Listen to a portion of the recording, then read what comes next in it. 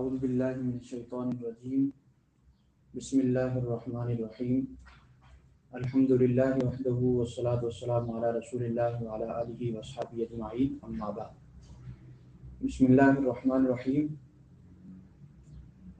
آج ہمارے پاس سورۃ النور کا دوسرا سبق ہے، اور آج کے ہمارے اس لیکچر کا عنوان ہے واقعہ عفق اور اس سے ملنے والے سماجی اصول۔ واقعہ عفق کے حوالے سے بلکہ پہلے اس کا مختصر سا ایک ترجمہ سرسری پڑھ لیتے ہیں۔ بسم اللہ الرحمن الرحیم۔ ان الذین جاءوا بالعفق عصبۃ منکم، بے شک جو یہ طوفان لائے، بالعفق، عفق کا ایک معنی طوفان کا بھی ہوتا ہے، یعنی جھوٹ کے معنی میں طوفان۔ عصبۃ منکم، تم میں سے ایک جماعت ہے، لا تحسبوه شرا لکم، تم انہیں برا گمان نہ کرو اپنے لیے، بل هو خیر لکم، بلکہ وہ تمہارے لیے بہتر ہیں۔ لکل امرئ منہم ما اکتسب من الاثم، ان میں سے ہر آدمی کے لیے وہی گناہ ہے جو اس نے کمایا۔ والذی تولی کبرہ، اور جس نے اس کے بڑا بوجھ اٹھایا، منہم، ان میں سے، لہو عذاب علیم، تو اس کے لیے دردناک عذاب ہے۔ لولا اذ سمعتموہ، کیوں نہ جب تم نے اسے سنا، ظن المؤمنون، تو کیوں نہ مومنوں نے گمان کیا، والمؤمنات، اور مومنہ عورتوں نے، بانفسہم خیرا، اپنے آپ کے بارے میں بہتر گمان، یعنی آپس میں بہتر گمان کیوں نہ کیا۔ وقالوا ھذا افک مبین، اور وقالو کا تعلق بھی لولا کے ساتھ ہے، اور کیوں نہ انہوں نے کہا کہ یہ بڑا بہتان ہے۔ لولا جاءوا علیہ باربعۃ شہداء، کیوں نہ لائے وہ اس پر 4 گواہ۔ فإذ لم يأتوا بالشهداء، اور جب وہ نہیں لائے اس پر گواہ، فأولئک عند اللہ هم الکاذبون، تو یہی لوگ اللہ کے ہاں جھوٹے ہیں۔ ولولا فضل اللہ علیکم ورحمتہ، اور اگر یہ اللہ کا فضل اور اس کی رحمت نہ ہوتی، فی الدنیا والآخرہ، دنیا اور آخرت میں، لمسکم فیما افضتم فیہ عذاب عظیم، تو تمہیں بڑا عذاب پہنچتا، فیما افضتم فیہ، اس کی وجہ سے، اس پاداش میں جو تم نے اس میں چرچا کیا۔ افضتم یعنی تم نے چرچا کیا، واویلا کیا۔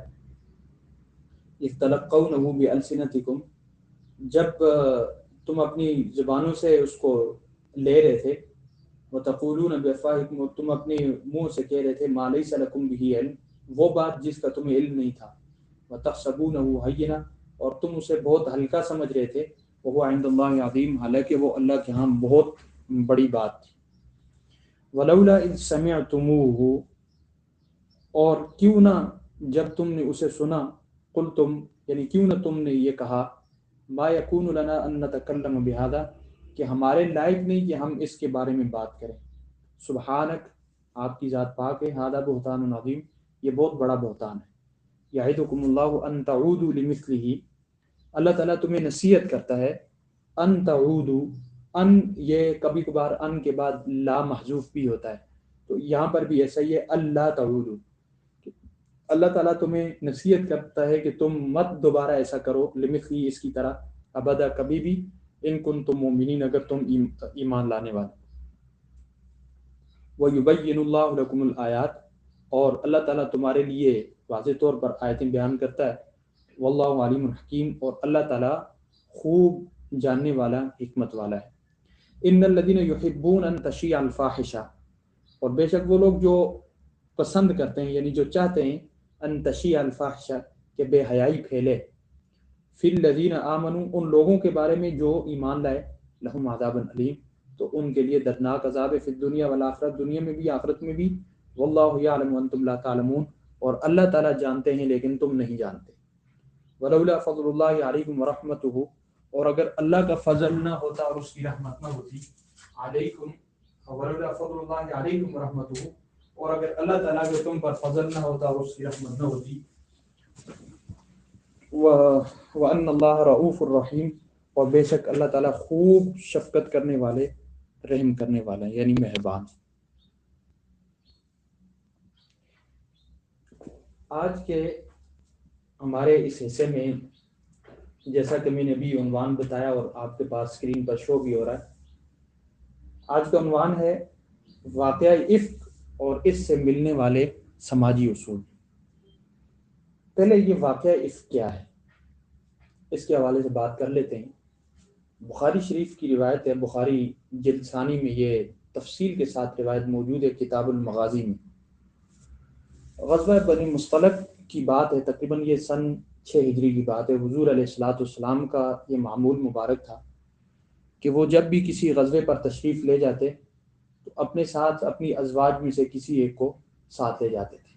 اکثر یہ معمول رہا ہے، ایسا بھی ہوا کہ کبھی کبھار نہیں بھی لے کر گئے، لیکن اکثر یہ رہا ہے کہ اپنی ازواج میں سے کسی کو ساتھ لے جایا کرتے تھے۔ اور دیگر صحابہ اکرام میں سے بھی کئی صحابہ اکرام کی ازواج ساتھ ہوتی تھی، وہاں پر زخمیوں کو پانی شانی پلانا، کوئی پٹی شٹی کرنا، اس طرح سے۔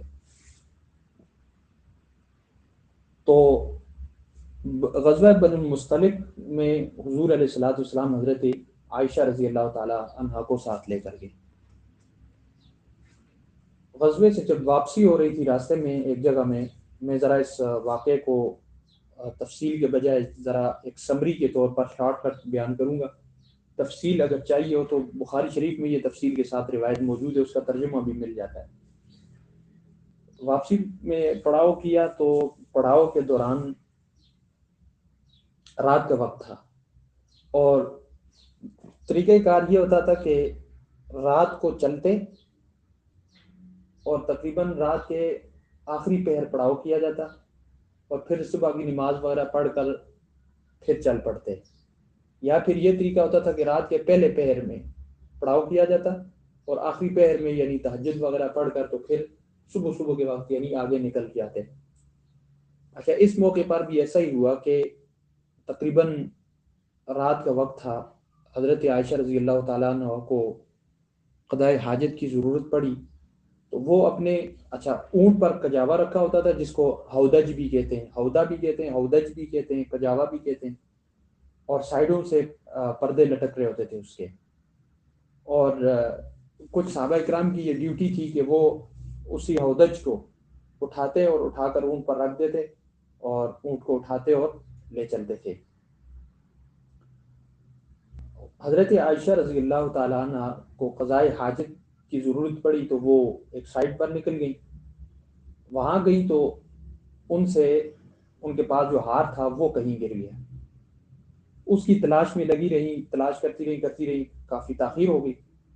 جب ملا، واپس آئی، دیکھا تو قافلہ نکل چکا تھا۔ اب انہوں نے یہ مصلحت اختیار کی کہ اگر میں یہاں سے نکلوں گی تو یہ لوگوں کو جب پتہ چلے گا کہ میں نہیں ہوں تو مجھے تلاش کرنے لگے گا، کیا پتہ یہ کس راستے پہ نکل جائیں اور میں کس راستے پہ نکل جاؤں، اور پھر رات کو وہ بھی اکیلی، تو ظاہر جانوروں کے بھی خطرات ہیں۔ تو لہٰذا انہوں نے یہ مصلحت اختیار کی کہ وہیں میں بیٹھ جاتی ہوں، جب انہیں پتہ چلے گا کہ میں نہیں ہوں تو واپس مجھے تلاش کرتے ہوئے ڈائریکٹ یہیں پہنچیں گے۔ اب وہ جن کی ڈیوٹی تھی وہ ہودج اٹھا کر رکھنے کی، انہوں نے اٹھایا اور اٹھا کر ان پر رکھ دیا۔ اب حضرت عائشہ رضی اللہ تعالیٰ عنہ کی اس وقت عمر بھی کافی کم عمر، بالکل ایک نوجوان، بلکہ یوں سمجھیے کہ ایک بچگانہ عمر ہے، کیونکہ ان کی سن 1 یا 2 ہجری میں رخصتی ہوئی اور اس وقت ان کی 9 سال عمر ہے، تو یہ تقریباً 14-15 سال عمر بنتی ہے ان کی، 15 یا 16 سال اتنی عمر بنتی ہے۔ تو بدن بھی ذرا ہلکا پھلکا سا تھا۔ اب انہیں پتہ ہی نہیں چلا کہ اس ہودج میں حضرت عائشہ ہیں یا نہیں ہیں۔ بہرحال انہوں نے اٹھایا اور اس پر رکھا اور قافلہ لے کر چلے گئے۔ اچھا، اب قافلے کا یہ اصول ہوتا ہے کہ ایک انسان، کچھ لوگ قافلے سے پہلے چلتے ہیں، اس کو مقدمۃ الجیش کہتے ہیں، وہ جا کر جگہوں کے احوال لیتے ہیں، کہاں جانا ہے، کہاں بیٹھنا ہے، کہاں پڑاؤ ڈالنا چاہیے، آگے کیا ہو رہا ہے، یہ مقدمۃ الجیش ہوتا ہے۔ پھر ایک اصول یہ ہوتا ہے کہ پیچھے 1-2 بندے یا کچھ چھوڑ دیتے ہیں تاکہ اگر کوئی چیز گر جائے تو اسی راستے پر آتا رہے پیچھے سے آدمی اور وہ ساتھ اٹھا کر لے آئے۔ اچھا، اس موقع پر حضرت صفوان بن معطل رضی اللہ تعالیٰ عنہ، ان کی ڈیوٹی تھی کہ یہ قافلے کے پیچھے تھے اور کوئی بھی چیز جو رہ جاتی تو یہ اٹھا کر ساتھ لاتے تھے۔ جب یہ پہنچے تو حضرت عائشہ رضی اللہ تعالیٰ عنہ وہاں بیٹھی، اب نیند کا غلبہ تھا اور آنکھ لگ گئی۔ جب یہ وہاں پہنچے، انہوں نے دور سے ایک آدمی کو دیکھا تو انہیں شبہ ہو گیا کہ یہاں تو کوئی بیٹھا ہوا ہے۔ اچھا، اب اسی سے کچھ عرصہ پہلے پردے کی آیت نازل ہوئی تھی، اور پردے کی آیتیں نازل ہونے سے پہلے انہوں نے حضرت عائشہ کو دیکھا ہوا تھا۔ انہوں نے جیسے ہی ان کی نظر پڑی تو انہوں نے پہچان لیا یہ تو حضرت عائشہ ہیں، اور گھبرا کر انہوں نے انا للہ و انا الیہ راجعون پڑھا۔ حضرت عائشہ رضی اللہ تعالیٰ عنہ نے ان کی آواز سنی اور فوراً جیسے چادر سے اپنا چہرہ ڈھانپ لیا۔ تو انہوں نے جو ان کے پاس اونٹ تھا وہ پکڑا، قریب کیا، حضرت عائشہ کے پاس بٹھایا، اور وہ اس پر سوار ہوئی اور یہ لے کر چلے گئے، اور کل تقریباً چاشت کے بعد جا کر یہ قافلے کو پہنچے۔ اب بخاری شریف کی روایت میں حضرت عائشہ قسم اٹھا کر فرماتی ہیں کہ صفوان نے میرے ساتھ اس بات کے علاوہ انا للہ و انا الیہ راجعون کے علاوہ کوئی بات مجھ سے نہیں کی۔ لیکن جیسے یہ وہاں گئے تو عبداللہ بن ابی جو رئیس المنافقین تھا اس کو تو بات مل گئی، اس نے نعوذ باللہ بہتان لگا دیا کہ حضرت عائشہ کے نعوذ باللہ اس صفوان بن معطل کے ساتھ غلط تعلقات ہیں، اور اسی وجہ سے یہ پیچھے رہی تھی۔ اچھا، اب اس پروپیگنڈے میں کچھ مسلمان بھی آگے بیچارے، حضرت حسان بن ثابت رضی اللہ تعالیٰ عنہ، اسی طرح سے حضرت حمنہ بنت جحش، حضرت زینب کی بہن۔ اس پر آگے تفصیلات ہیں، حضور علیہ السلام نے مشورہ کیا، ایک سے مشورہ کیا، دوسرے سے کیا۔ اس میں حضرت عمر نے یہ فرمایا تھا کہ جو خدا آپ کے بدن پر گندی مکھی نہیں بیٹھنے دیتا تو وہ اس طرح کی عورت کو آپ کے بستر پر کیسے لا سکتے ہیں؟ لہٰذا یہ بات بالکل سراسر جھوٹ ہے، حضرت عائشہ ایسی نہیں ہو سکتی۔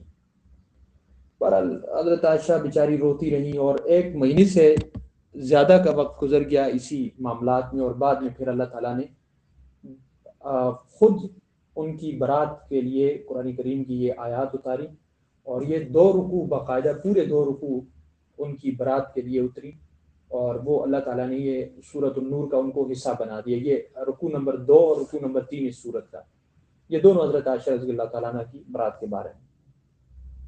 اچھا، اب یہاں سے ہمیں سماجی اصول کیا ملتے ہیں؟ پہلی بات یہ ہے، یہاں پر اللہ تعالیٰ نے فرمایا کہ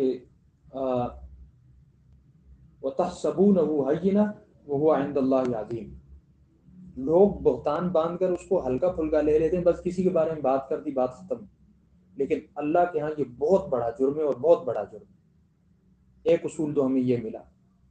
ایک اور اصول یہ ملا، یہ جو فرمایا کہ لولا اذ سمعتموه ظن المؤمنون والمؤمنات بانفسهم خيرا وقالوا هذا افك مبين، آیت نمبر 12 میں۔ اس سے یہ اصول ملتا ہے سماجی طور پر کہ جب تک کسی خبر پر کوئی دلیل قائم نہ ہو تو اسے قبول نہ کیا جائے، بلکہ جس کے بارے میں بات ہو رہی ہے اس کے بارے میں اچھا گمان رکھا جائے۔ حضور علیہ السلام نے بھی روایت میں فرمایا ظن المؤمنین خیرا، مومن کے بارے میں اچھا گمان رکھا کریں۔ تو جب تک کسی کے بارے میں بھی کوئی بھی بات ملے، چاہے وہ آج کل جدید دور میں سوشل میڈیا کے ذریعے سے ملے یا جیسے بھی ملے، جب تک اس پر واضح طور پر کوئی دلیل نہ ہو، کوئی ثبوت نہ ہو، تب تک اس بات کا یقین نہ کیا جائے، اور منفی بات ہو تو۔ ایک اور اصول یہاں سے ہمیں ملتا ہے کہ یہ جو نیچے ہے وَلَوْلَا إِذْ سَمِعْتُمُوهُ قُلْتُمْ مَا يَكُونُ لَنَا أَن نَّتَكَلَّمَ بِهَٰذَا سُبْحَانَكَ هَٰذَا بُهْتَانٌ عَظِيمٌ، آیت نمبر 16۔ اس سے یہ اصول ملتا ہے کہ حقیقت پسند انسان بات سے فوراً متاثر نہیں ہوتا، اور یہ بھی تمام صحابہ اکرام نے یہ بات اسی طرح فرمائی کہ یہ بہت بڑا بہتان ہے، ہم اس بارے میں بات نہیں کر سکتے۔ اور جو حضرت حسان یا حضرت حمنہ بنت جحش اور خود حضرت ابوبکر کے رضی اللہ تعالیٰ عنہ کے غالباً خالہ کے بیٹے ہیں، یا پھر ہاں خالہ کے بیٹے تقریباً لگتے ہیں، حضرت مستح رضی اللہ تعالیٰ عنہ، وہ یہ 2-3 اس پروپیگنڈا کے شکار ہو گئے تھے، لیکن بعد میں اللہ تعالیٰ نے ان کی بھی معافی کا اعلان کر دیا تھا، یہ اگلے کل کے رکوع میں آ رہا ہے۔ تو باقی صحابہ اکرام جو حقیقت پسند تھے انہوں نے کبھی بھی اس بات پر فوراً اس سے متاثر نہیں ہوئے۔ ایک اور اصول ملتا ہے، یہ آگے آیت نمبر ان الذین یحبون ان تشیع الفاحشہ، آیت نمبر 19 میں، کہ انسان